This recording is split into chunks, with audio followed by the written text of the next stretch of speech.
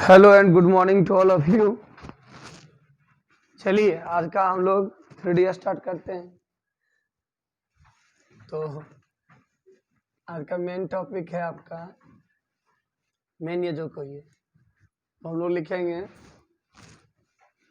किसी सदिश तथा लिखो जो बाद में किसी सदिश तथा रेखा के दिक् अनुपात बोलते रहे 3D है और चैप्टर का नाम है आपका दो रेखाओं के बीच का कोण। लिखे दो रेखाओं के बीच का कोण। तो इसमें दिक् कोजिया के बारे में हम लोग पहले से जानते हैं। हमें मेन रूप से जानना है अभी ये डायरेक्शन रेशियो यानी दिक् अनुपात। तो लिखिए जल्दी किसी सदिश तथा रेखा के दिक् अनुपात। किसी सदिश तथा रेखा के दिक् अनुपात लिखिए तीन संख्याएं स्मॉल ए सब स्मॉल में लिखना है। तीन संख्याएं ए बी सी जो सदिश की दिक् को जाएं एल एम एन के समानुपाती होती है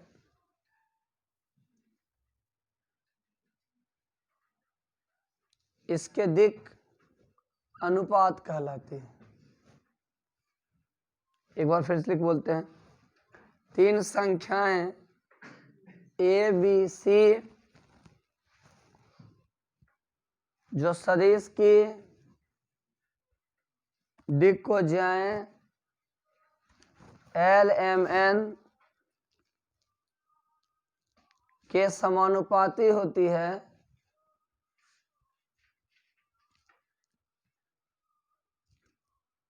इसके दिक् अनुपात कहलाते हैं।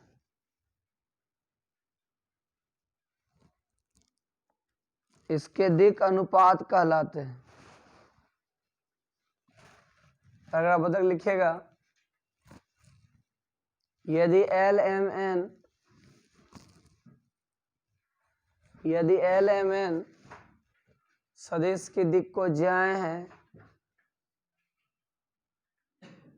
यदि एल एम एन सदिश की दिक् को जाए हैं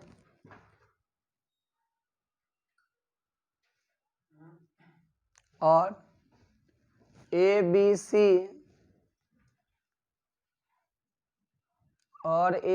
सी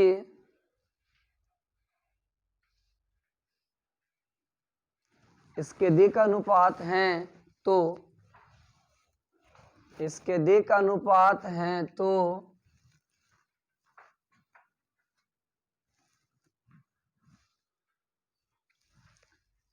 L बटे ए बराबर M बटे बी बराबर N बटे सी।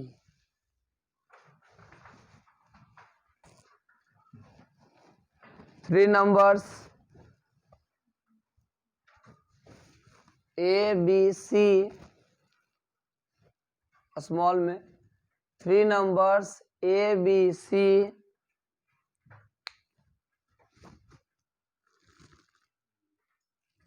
which are proportional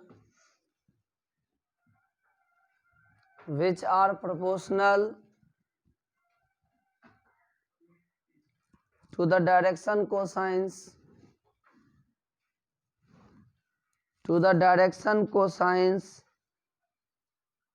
L M N to the direction cosines L M N of a vector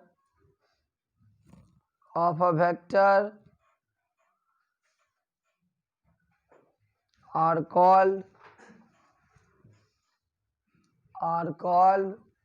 direction ratio।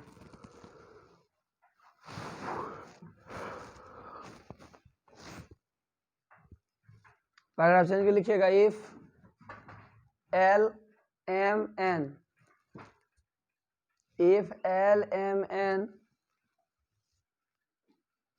with the direction cosines be the direction cosines of a vector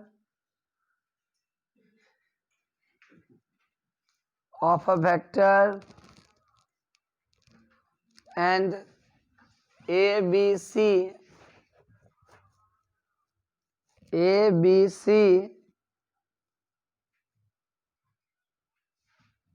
are direction ratios, then A by L by A equals to M by B equals to N by C। अब आइए sir note में कुछ इससे हम formula निकालते हैं, बहुत सारा फॉर्मूला बनेगा, यहाँ से हम लोग बढ़ते हैं आगे, यही करने वाले हैं हम सब। देखिए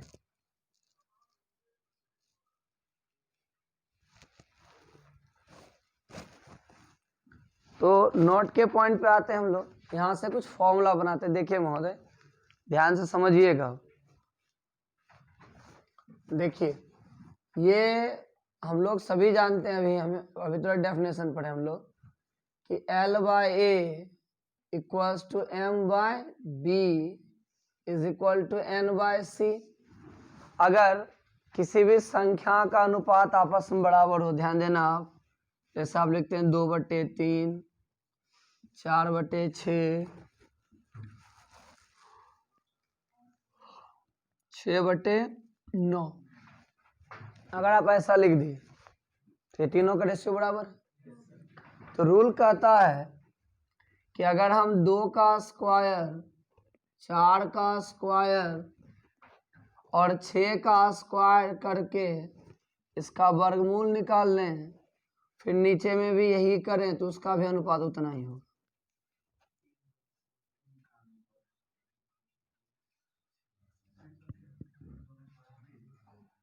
इसका कहना उतना ही होगा। देखिए इसका अनुपात 2/3 है, इसका भी 2/3 है, ये भी आपका कट के 2/3 ही होगा।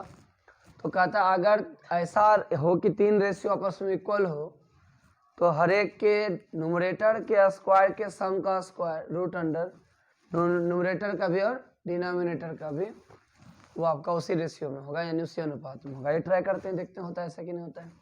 देखिए सर क्या होगा आपका, एक ही साथ कर दें। 2 का स्क्वायर 4, 4 का स्क्वायर 16, इसका 36, तो कितना हुआ 56, 3 का 9, 36, 81,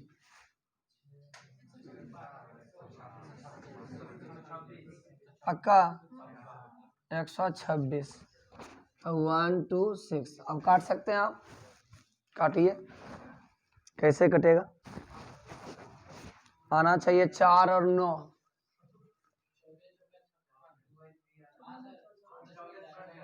जी 14 चौका 56, 14 9 26।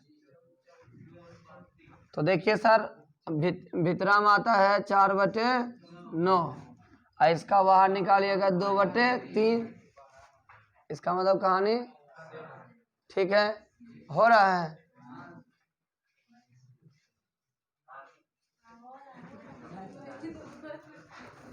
तो कहने का मतलब ये हुआ कि अगर रेशियो बराबर है तो हम ऐसा लिख सकते हैं। तो सर इसी के आधार पर अगर हम इस चीज़ों को थोड़ा सा बदलें, तो ध्यान दीजिएगा आप सब।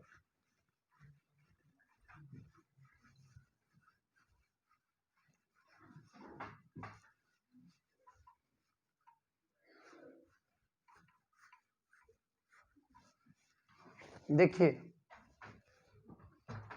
इसको हम लोग ऐसे लिख सकते हैं, root under L square plus M square plus N square by root under A square plus B square plus C square.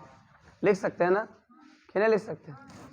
और L by A, M by B, N by C बराबर 1 root under A square plus B square plus C square. होगा या नहीं होगा?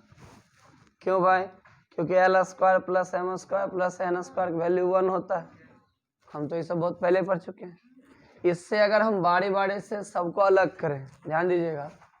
अब देखिए, इसीलिए आपका L/A बराबर 1/√अंडर A² plus B² plus C² होगा, जिससे हमको L का फॉर्मूला क्या मिलेगा यहाँ से। तो L बराबर हो गया A/√अंडर A² plus B² plus C²। ये पहला फॉर्मूला मिला किसका। तो हम इसका कहने का अर्थ यही हुआ कि अगर हमें डायरेक्शन रेशियो पता रहेगा, हम उसके मदद से भी डायरेक्शन कोसाइंस फाइंड कर सकते हैं। नहीं, चलिए बहुत अच्छी बात।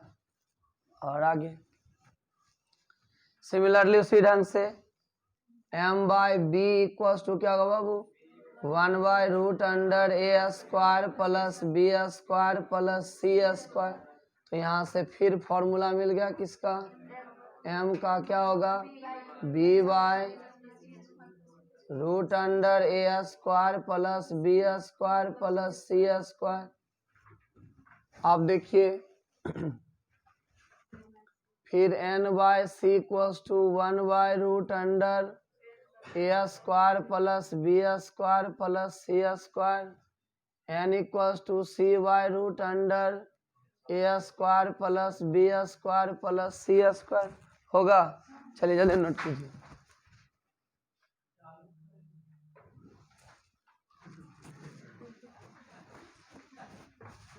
चलिए, तो सर ये कहने का अर्थ हुआ कि हम चाहें तो यहाँ से इसको फाइंड आउट कर सकते हैं। जल्दी से इसका स्क्रीनशॉट लीजिए आप लोग।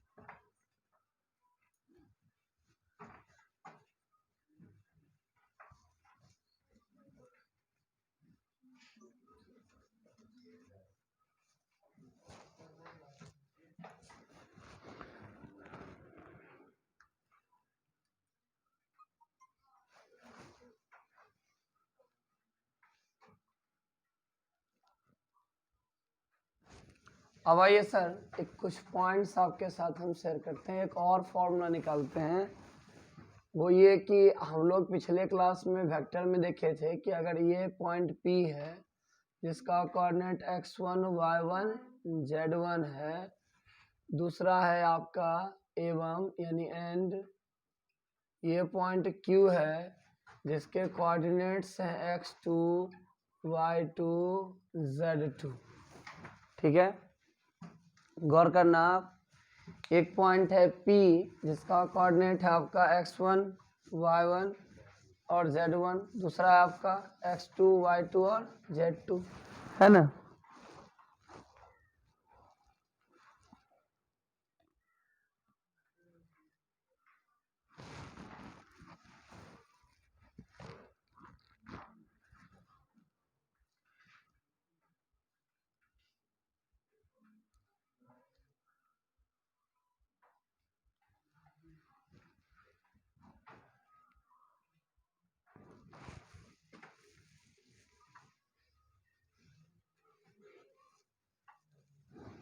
आइए समझिएगा थोड़ा सा,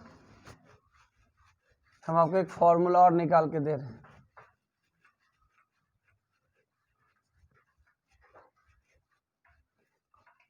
उसके बाद हम सब तुरंत आ जाएंगे मेन पॉइंट पे सारा चीज।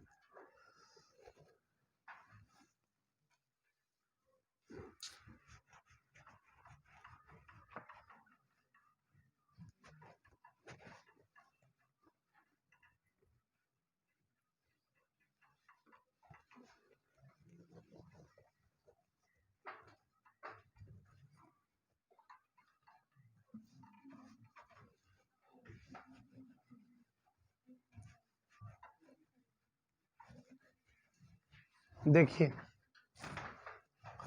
तो अगर हमारे पास Px1 y1 z1 Qx2 y2 z2 है, ठीक, तो बताइए सम PQ वेक्टर निकाल सकते हैं। तो PQ वेक्टर बराबर क्या होता था, x2 minus x1 i cap plus y2 minus y1 j cap, पढ़े थे कैसे नहीं हम लोग, plus z2 minus z1 k cap हुआ। और अगर हम मान लें कि PQ वेक्टर का जो मॉड है वो हम मान लेते हैं r, क्योंकि ऐसे तो बहुत बड़ा आने वाला है, रूट अंडर कर करके लिखने में तकलीफ होगा। सपोज करते हैं r है, क्या है, ऐसे तो ये होगा, इतना होगा, लेकिन हम इतना बड़ा यूज ना करके बस इतना में काम चला लेते हैं, होगा। तो अगर हम वेक्टर PQ के अनुदिश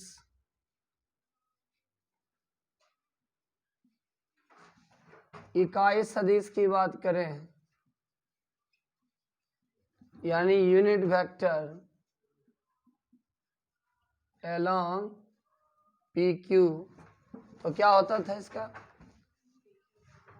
खाली यूनिट लिख दिए तब लगा उससे छोटा कैसे अंग्रेजी हो गया।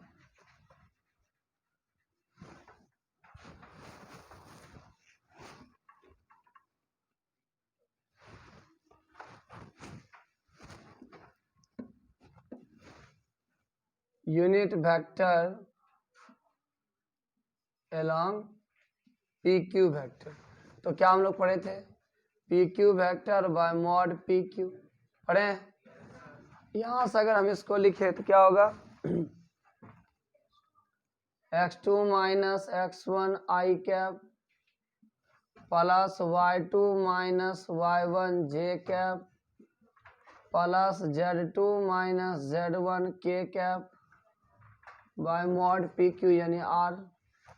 फिर इसको अलग अलग कर देते हैं, तो क्या लिख सकते हैं इसको, x2 minus x1 by r i cap फिर plus y2 minus y1 by r j cap फिर plus z2 minus z1 by r k cap, ठीक है। और दिक्वज्या में जब इकाई सदिश होता था तब हम i के कोफिशिएंट को उसका l कहते थे, यानी l क्या होगा मेरा, x2 minus x1 by r। इससे अगर हम चाहें तो l बटे x2 माइनस x1 बराबर 1 बटे r लिख सकते हैं, या नहीं। फिर m का मान क्या होगा हमारा, y2 minus y1 by r।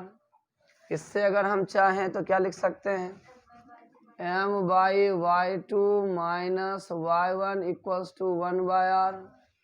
फिर हम चाहें तो n सॉरी मेरा n क्या होगा, तो z2 minus z1 by r, जिससे यहाँ से n बटे z2 माइनस z1 बराबर 1 बाय r होगा।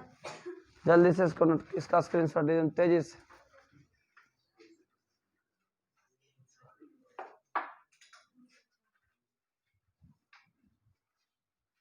अपना मनस कर सकते इतना दूर अब कि ना, बुद्धि भी बढ़ेगा।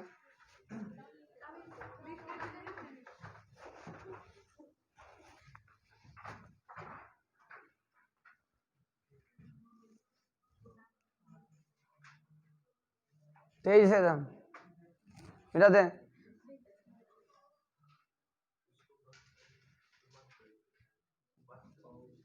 नहीं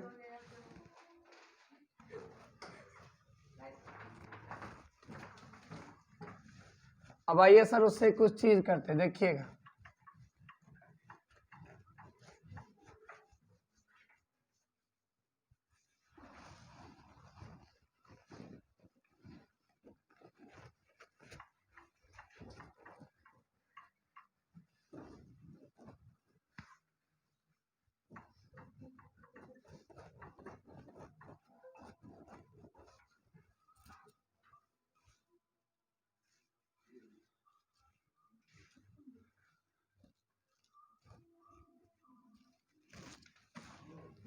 चलिए ध्यान से सुनिएगा। अब आइए सर, अगर हम देखें सबका रेशियो 1 बाय r है, अगर हम सबको मिक्स कर दें तो L by x2 minus x1 m by y2 minus y1 n by z2 minus z1 बराबर 1/r होगा। और अब हम लोग क्या डेफिनेशन पढ़े थे? अभी हम लोग जस्ट डेफिनेशन पढ़े थे कि ए बी सी अगर कोई नंबर ऐसा हो जिसका डायरेक्शन कोसाइंस के साथ रेशियो क्या इक्वल हो, तो एक बी क्या कहलाता था? Direction cosines, direction ratio. यदि ए बी सी कोई नंबर हो, कोई संख्या हो और दिक् को ज्या के साथ उसका अनुपात बराबर हो, तो वह क्या कहलाता? दिक् अनुपात कहलाता था ना। उसके हिसाब से ए मेरा कौन होगा अभी? तो यानी आज एक फॉर्मूला सीखे हम लोग, ए बराबर क्या होगा? तो x2 minus x1, B equals to क्या होगा? y2 minus y1, y2 minus y1, और c क्या हुआ आपका? z2 minus z1। यानी जिस तरह से हम पॉइंट से निकालते थे क्या चीज? दिक् को ज्या, उसी ढंग से हम दिक् अनुपात भी उनको घटा के निकाल सकते हैं। कोई दिक्कत? चलिए सर फटाफट इसको कंप्लीट कीजिए।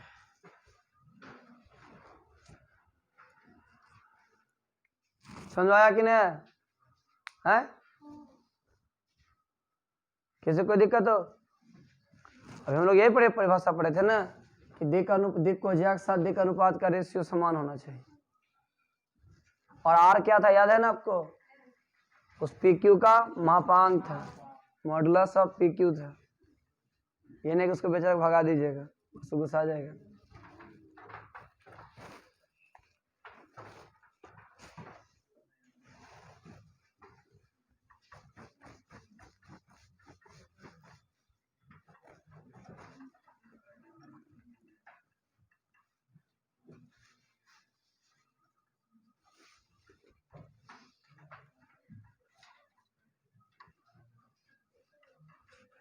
देखिए इसका चमकने वाला भी फिक्स जगह है कि बदल गया है?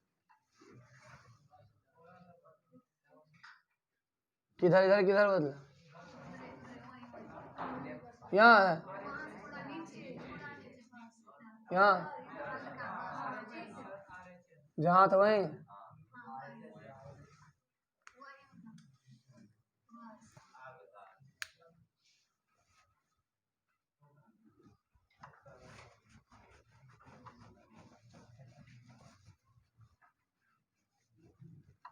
चलिए सर अब देखते हैं आगे हम लोग यहाँ से।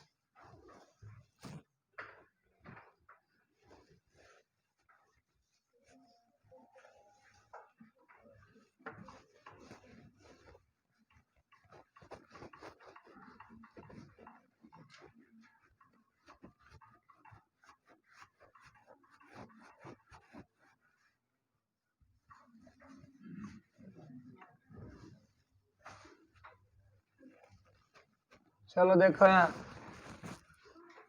अरे आप देखिए आपका है, लिखिएगा अगला पॉइंट स्पीड से। देखिए दो रेखाओं के बीच का कोण,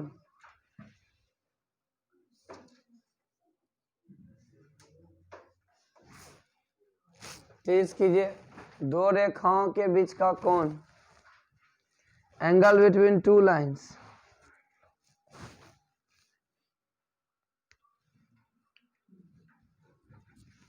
दो रेखाओं के बीच का कोण। देखिए सर आपके पास दो रेखा है, एक है ए बी और दूसरा है सी डी, और इसके बीच का कोण यहाँ पर है थीटा। हमें यही निकालना है, इसका वैल्यू क्या होगा ये हमको निकाल के बताना है। मान लीजिए ओ है, ठीक है। देखिए दो रेखाओं के बीच का कोण, एंगल बिटवीन टू लाइंस,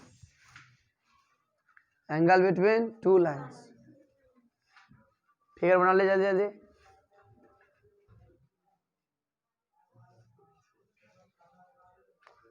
अब देखिए सर हमारे पास दो लाइन है, एक है ए बी और दूसरा है सी डी। हम क्या करते हैं, ए बी का दिक् को ज्या मान लेते हैं L1 M1 और N1। क्या दिक् को ज्या? L1 M1 और N1। तो बताइए दिक् को ज्या के मदद से जो सदिश बनेगा उसको हम लोग इकाई सदिश कहेंगे, क्योंकि इकाई सदिश में ही ना आप लोग आई के गुणांक को एल बोले थे, जे के गुणांक को एम बोले थे और के गुणांक को हम लोग एन बोलते हैं। इकाई सदिश अगर होता है, याद कीजिए, अगर इकाई सदिश है तो इकाई सदिश के आई जे के गुणांक को हम एल एम और एन कहते हैं। यानी अगर आपके पास कोई यूनिट वेक्टर है तो इस यूनिट वेक्टर में आई जे और के कोफिशिएंट्स को उसका एल एम एन यानी डायरेक्शन कोसाइंस कहा जाता है। तो अगर हम डायरेक्शन कोसाइंस के हेल्प से अगर कोई वेक्टर बनाएंगे तो वह यूनिट वेक्टर होगा।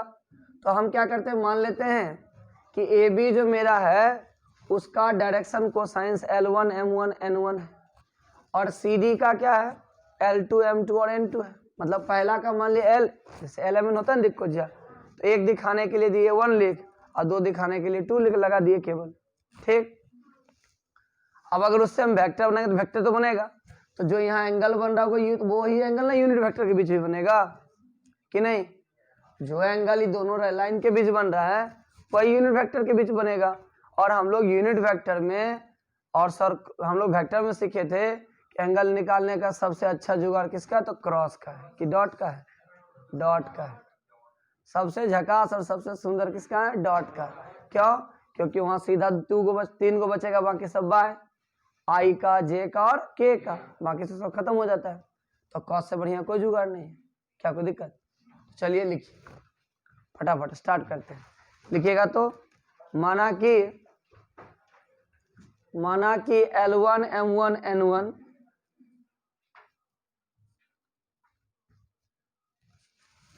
माना कि L1 M1 N1 रेखा AB तथा L2 M2 N2 रेखा CD की दिक् को ज्या हैं, रेखा CD की दिक् को ज्या हैं। अल्फा वेक्टर तथा बीटा वेक्टर, अल्फा वेक्टर तथा बीटा वेक्टर रेखा AB तथा CD के अनुदिश, रेखा AB तथा CD के अनुदिश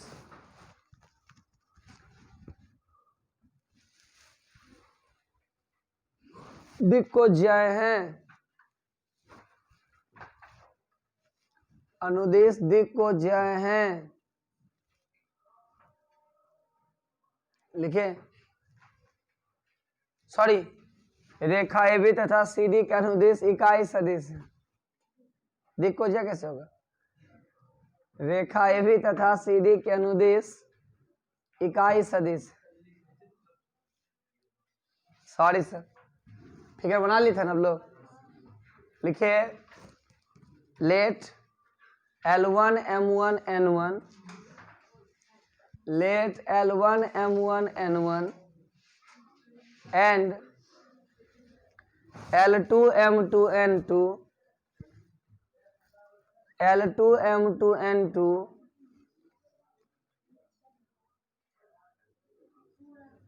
are direction cosines of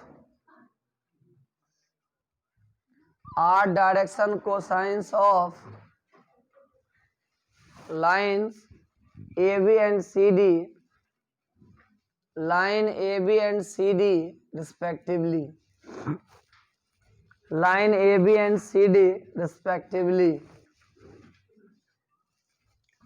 Alpha vector and beta vector,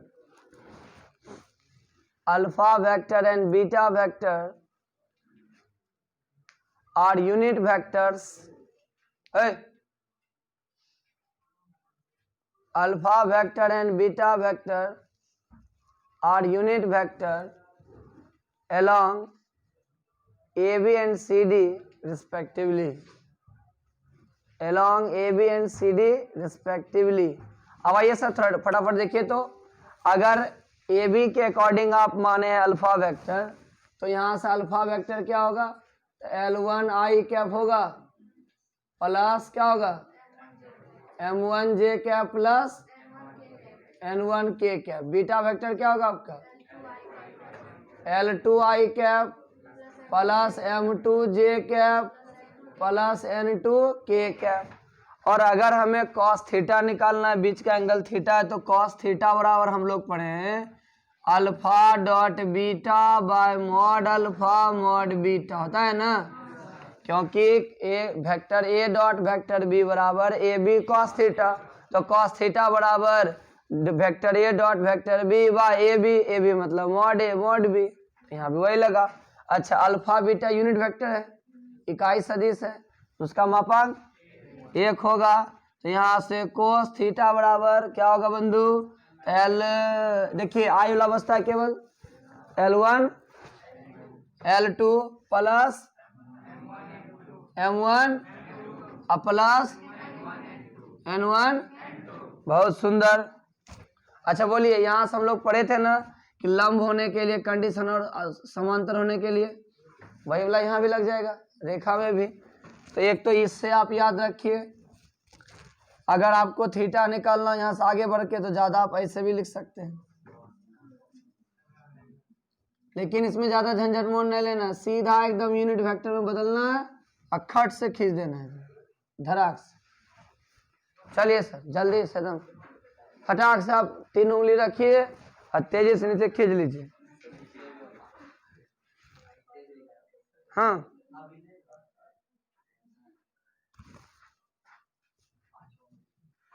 अब आइए कुछ इसमें नोट्स लिखा देते हैं आपको।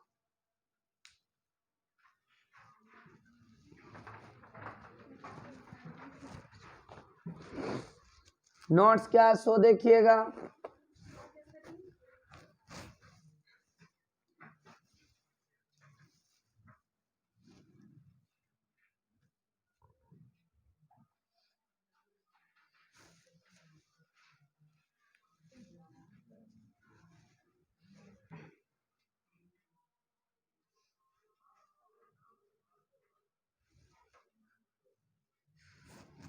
लिखिएगा, दो रेखाओं के लंब होने की शर्त। लिखिए, दो रेखाओं के लंब होने की शर्त। बोले कब लंब होगा? जब कॉस थीटा यानी थीटा 90 होगा, थीटा 90 दोनों कॉस थीटा कॉस 90 का मान 0। लिखिए, दो रेखाओं के लंब होने की शर्त। नीचे लिखिएगा, नीचे लिखिएगा, यदि ऐसे नहीं सर रुकिए तो लंबा पड़ जाएगा, उसको काट दीजिए, काटिए तो काट दीजिए। हाँ चलिए NOT नोट करिए तो फटाक से किए। लिखिए, यदि L1 M1 N1, यदि L1 M1 N1 तथा L2 M2 N2, यदि L1 M1 N1 तथा L2 M2 N2 दो रेखाओं की दिक्कोज्याएं, दो रेखाओं की दिक्कोज्याएं, if L1 M1 N1, if L1 M1 N1 and L2 M2 N2, L1 M1 N1 and L2 M2 M2 are direction cosines, are direction cosines of two lines, then number 1 में लिखिएगा they are parallel।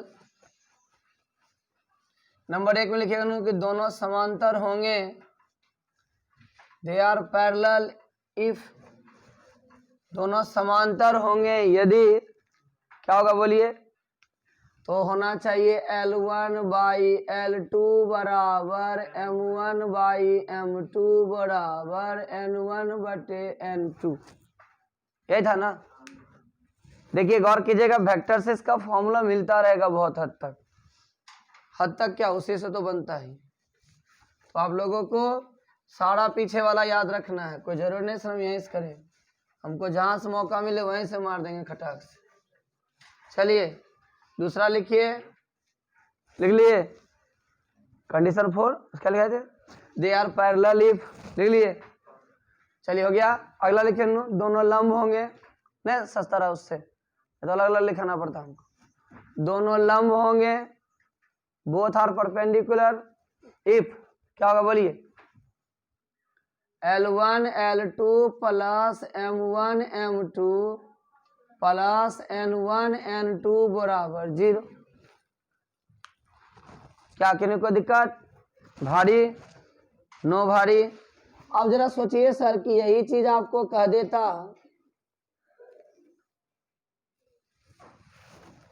अगर यही आपको formula निकालना होता, मान लीजिए दिक् को ज्या की मदद से, किससे, तो अगर दिक् को ज्या एगो का है A1 B1 C1, दूसरा का है A2 B2 C2, सॉरी दिक् अनुपात क्या A1 B1 C1, दूसरे का A2 B2 C2, direction ratio दिया गया आपको है A1 B1 C1 A2 B2 C2।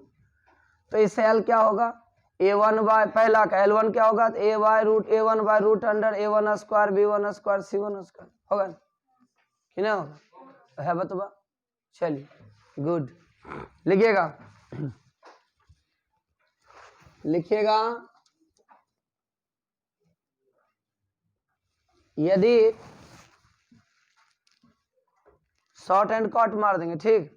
लिखिए यदि A1 B1 C1 एवं A2 B2 C2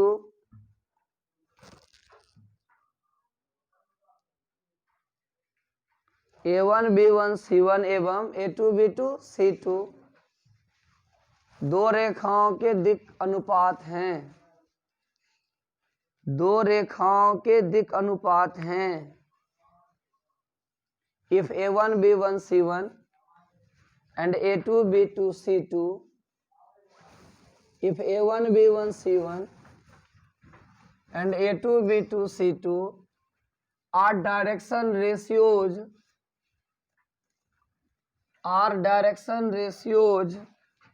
of two lines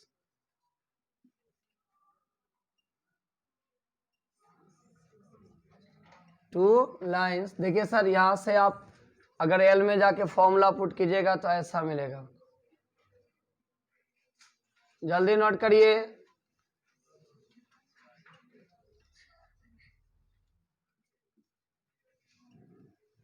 ये हो गया एक कंडीशन, दूसरा में इसके बाद एक फॉर्मूला ये हो गया आपका, एक आप इसमें काम चला लीजिए। दूसरा आपका है पैरेलल होने का कंडीशन, क्या क्या, समांतर।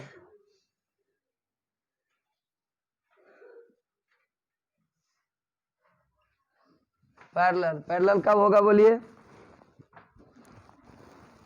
हाँ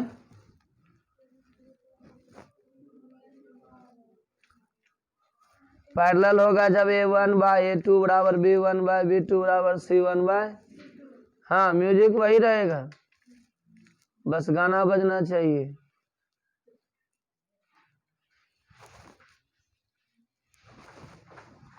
तो पैरेलल का क्या होगा बाबू, A1 बाय A2 बराबर B1 बाय B2 बराबर C1 बाय C2, ठीक। अगला लंब होने का, यानी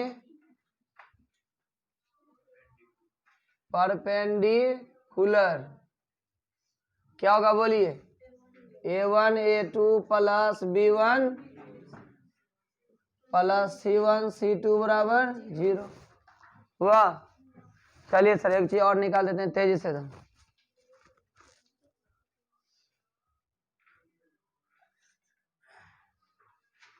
बस एक और बच्चा धट से खत्म कर देते हैं। क्या समझाया इतना को, कोई दिक्कत किन्हीं को। अब आइए सर प्रक्षेप की लंबाई आप लोग को याद है, भूल गए, बोलिए वेक्टर ए का वेक्टर बी पर प्रक्षेप, projection pro, projection of vector A on vector B बराबर क्या था याद है, vector A dot vector B by mod vector B, यानी जिस पर उसका मॉड, इसी को हम ऐसे लिख सकते थे vector A dot B cap, याद है ना, कि जिस पर हमको प्रक्षेप निकालना, यानी जो हमारा बेस रहेगा जिस पर हमको निकालना होगा उसी के यूनिट वेक्टर से मल्टीप्लाई कर देते, नहीं डॉट प्रोडक्ट। गुड, लिखिए अगला पॉइंट, जल्दी लिखिएगा। दो बिंदुओं को मिलाने वाली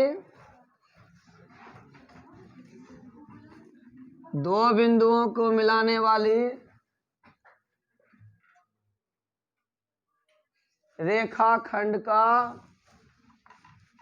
दो बिंदुओं को मिलाने वाली रेखाखंड का किसी रेखा पर प्रक्षेप, दो बिंदुओं को मिलाने वाली रेखाखंड का किसी रेखा पर प्रक्षेप, projection of the line segment,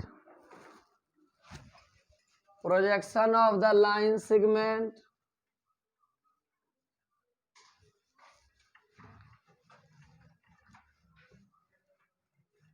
projection of the line segment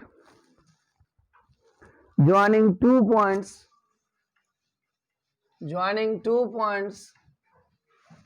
of a line, sorry, on a line,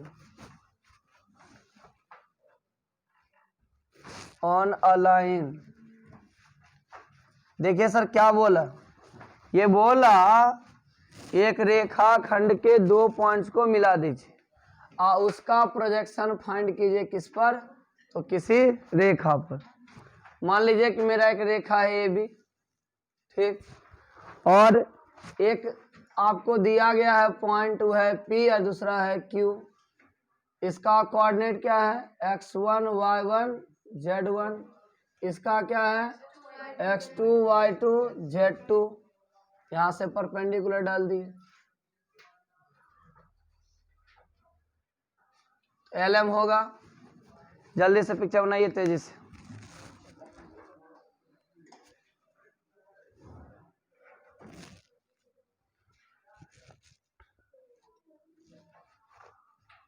चलिए लिखिए और अंग्रेजी में लिखाते हैं पहले, बाद पिक्चर बना लीजिएगा। लिखिएगा बाबू साहब कि late px1 y1 z1, let px1 y1 z1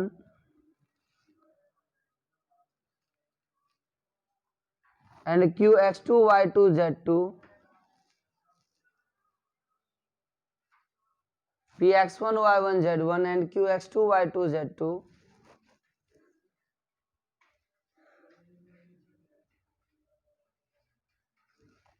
are two endpoints of a line segment PQ, are two endpoints of a line segment PQ.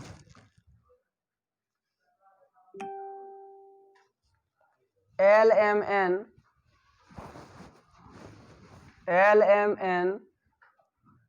are direction cosines of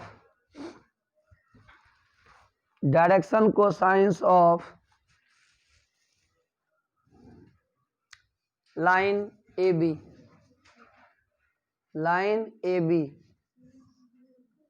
कोई दिक्कत ना दिक्कत। चलिए सर लेके तेजी से, माना कि px1 y1 z1 एवं qx2 y2 z2, माना कि px1 y1 z1 एवं qx2 y2 z2 दो रेखाखंड PQ के दो अंत बिंदु हैं, रेखाखंड PQ के दो अंत बिंदु हैं, रेखाखंड PQ के दो अंत बिंदु हैं। ठीक है सर, लिखिएगा LMN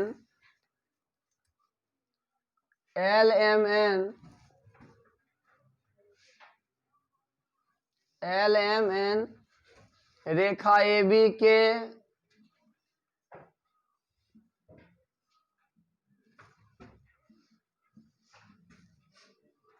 दिक्कोज्याएं हैं, रेखा ए बी के दिक्कोज्याएं हैं।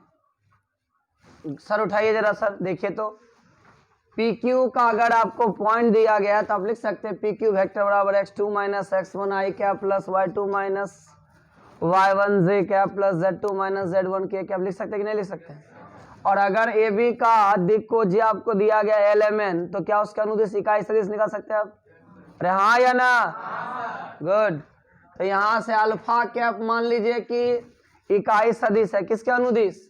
ए बी के अनुदिश। तो क्या होगा उसका मान? L I cap plus M J cap plus N K cap होगा क्या? और अगर आपको कोई कहेगा पी क्यू का प्रक्षेप निकालने के लिए बी पर, किस पर? तब पी क्यू और इसका होगा इकाई सदिश गुना, हाँ या ना? जल्दी यहां तक करिए तेजी से। हो गया खत्म। धराधर लिखिए प्रक्षेप की लंबाई, लेंथ ऑफ प्रोजेक्शन, प्रक्षेप की लंबाई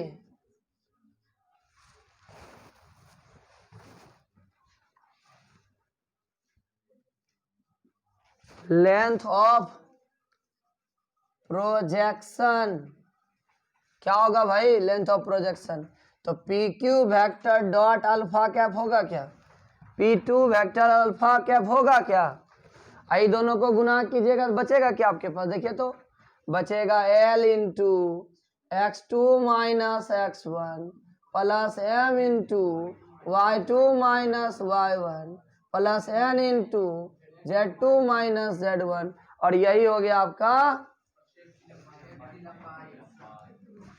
एंड दैट्स ऑल। और सर आज के क्लास में बस इतना है, फिर हम कल आपसे मिलते हैं। आज की हुई असुविधा के लिए खेद है, क्योंकि लिंक फेल है। कहना बंद कर दे।